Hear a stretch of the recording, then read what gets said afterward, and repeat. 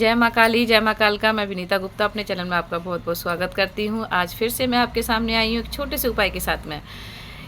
छोटे छोटे उपाय करने से हमारे घर में हम काफ़ी चीज़ों में चेंजिंग कर सकते हैं।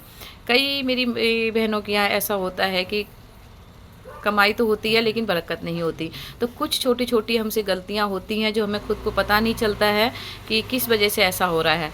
तो आज इसी के साथ में एक छोटा सा उपाय लेके आई हूँ मैं किचन का, रसोई का, जो रसोई में हम क्या बदलाव कर सकते हैं।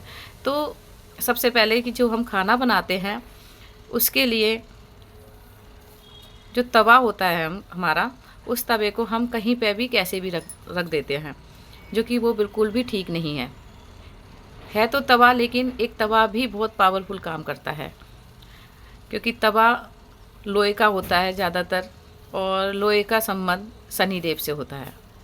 और अगर वो ठीक से और ठीक जगह नहीं रखा जाएगा तो वो आपके घर में बरकत नहीं देगा। कुछ नहीं करना आपने, तवा आप खड़ा करके रखते हैं, ज़्यादातर मेरी बहनें खड़ा करके ही तवे को रखती हैं। आपने खड़ा करके तवे को नहीं रखना। जैसे आप रोटी बनाते हो, तवे को गैस पे सीधा रखते हो, तो अपने तवे को आप जब भी धोगे और उसको आप उसी तरीके से रखोगे जैसे कि आप रोटी बनाते हो, ठीक है। और तवे को कभी भी बिना धुले नहीं रखना चाहिए, बासी तवे को नहीं रखना चाहिए, क्योंकि बासी तवा रखने से हमारा शनि खराब होता है। तो जब भी आप तवा, कभी भी आप खाना बनाओ, अगर सुबह खाना बना रहे हो तो आपने सुबह थोड़ी देर उसको ठंडा होने के बाद में आपने उस तवे को धोना है। ना कि ऐसा होता है कि सुबह हम उसको धो के रोटियां बनाते हैं, फिर उसको ऐसे ही जग रख देते हैं, उसके बाद में फिर हम दोपहर का खाना भी उसी पे बनाते हैं और शाम का खाना भी उसी पे बनाते हैं। नहीं, जब भी आपने रोटियां बनानी है आप 10 मिनट के बाद उस तवे को धोगे, चाहे सादा प्लेन पानी से ही धोगे, कोई साबुन वगैरह यूज़ करो ना करो कोई ज़रूरी नहीं है, लेकिन आप उस पर पानी के छींटे ज़रूर मारोगे।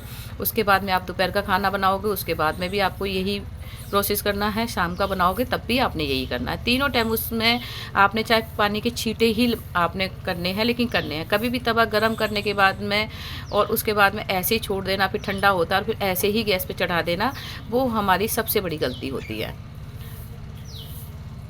एक छोटा सा उपाय है, इसको करके देखिए, बहुत ही कारगर है, क्योंकि ये उपाय मैंने भी अपनाया हुआ है और इस चीज़ से मैंने देखा है कि इससे बरकत में फ़र्क पड़ता है अगर इसको सही से करा जाए।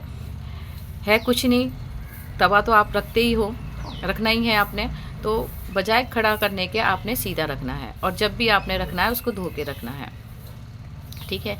एक तो तवे का है, दूसरा आप अपनी किचन में पानी का स्टोर करके ज़रूर रखिएगा। आजकल आरओ लग गया है, तो बहुत सी मेरी बहनें होती हैं जो पानी भर के नहीं रखती हैं, क्योंकि पानी भरना बहुत ज़रूरी है। किचन का जो संबंध होता है अग्नि से होता है, क्योंकि हमारा खाना अग्नि से बनता है, तो वहाँ पे पानी होना बहुत ज़रूरी होता है। ये छोटे छोटे उपाय होते हैं, ये है पुराने ही हैं, पुराने हमारे दादा दादियों के उपाय हैं। क्योंकि पहले के लोगों, आपने देखा होगा कि पहले जब भी किचन होती थी वहाँ पर स्टोर पानी करके ज़रूर रखा जाता था। चाहे बेशक हेड पंप है, बाहर कितना भी पानी है, लेकिन फिर भी किचन के अंदर पानी ज़रूर रखा जाता था। पानी से क्या होता है कि पानी की भी दिशा होती है कि अगर ईशान कोण में पानी रखा जाए तो वो पानी बहुत ही पावरफुल पानी हो जाता है, हमारी हेल्थ के लिए बहुत ही अच्छा होता है वो। और जो हमारा मन है उससे हमारा मन भी शांत होता है, क्योंकि जब हम किसी भी एनर्जी का पानी अपने बॉडी में यूज़ करते हैं तो उससे हमारा काफ़ी फ़र्क होता है। जैसे कि आपने देखा होगा कि जब हम मंदिर के अंदर पानी रखते हैं तो पूजा करते हैं, उसके बाद में थोड़ा सा जल लेते हैं, क्योंकि वो पानी जब मंदिर के आगे रहता है और उसमें जब धूप दीप हम जलाते हैं तो वो पानी में एनर्जी ऑटोमेटिक हो जाती है, तो उस पानी को हम गंगा जल समझ के ग्राइंड करते हैं। तो उस प्रकार ही है कि किचन में अगर आप पानी रखते हो, लेकिन पानी आपने कहाँ रखना है, ईशान कोण में। ईशान कोण का पानी ज़्यादा पावरफुल होता है।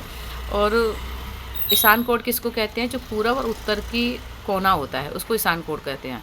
तो वहाँ आपने पानी भर के ज़रूर रखना है। वैसे तो आप किसी भी चीज़ में पानी भर के रख सकते हो, लेकिन अगर आप मटकी में पानी भर के रखते हैं तो बहुत ही पावरफुल होता है, घड़ा टाइप, क्योंकि वो एक घड़ा टाइप हो जाता है, जिसमें कि वो घड़ा जो होता है वो भी एक, उसके बारे में भी मैं आगे वीडियो में बताऊंगी। घड़ा का भी बहुत बड़ा महत्व होता है। पहले के लोग ज़्यादातर घड़ा ही रखते थे, आजकल घरों में घड़ा नहीं होता। आप मिट्टी के ना ले सको तो आज स्टील के बहुत छोटे छोटे घड़े आ रहे हैं, आप वो भर के रख सकते हो वहाँ पर, और उस पानी को आप खाना बनाने के लिए यूज़ कर सकते हो, पीने के लिए भी यूज़ कर सकते हो, आप किसी चीज़ के लिए उसको यूज़ कर सकते हो उस पानी को। क्योंकि वो पानी ऑटोमेटिक उसमें एनर्जी काफ़ी हो जाती है, पानी में पावरफुल पानी हो जाता है। तो छोटे छोटे उपाय करने से अगर हमारी बहनें कुछ अपने किचन में या अपने घर में बदलाव कर सकती है तो बहुत ही अच्छी बात है। तो आप ये ज़रूर करके देखिएगा, क्योंकि ये वही मैं उपाय बताती हूँ जिसको मैंने आजमाया हुआ है। उस टाइम मैंने पहले पानी भर के रखती थी, जब मेरे घर आरओ लगा तो मैंने सोचा कि स्टोर तो है, पानी ऊपर है, तो वो मैंने घड़ा उठा दिया था। लेकिन घड़ा उठाने के बाद में मैंने देखा कि काफ़ी चीज़ों में फ़र्क पड़ रहा था।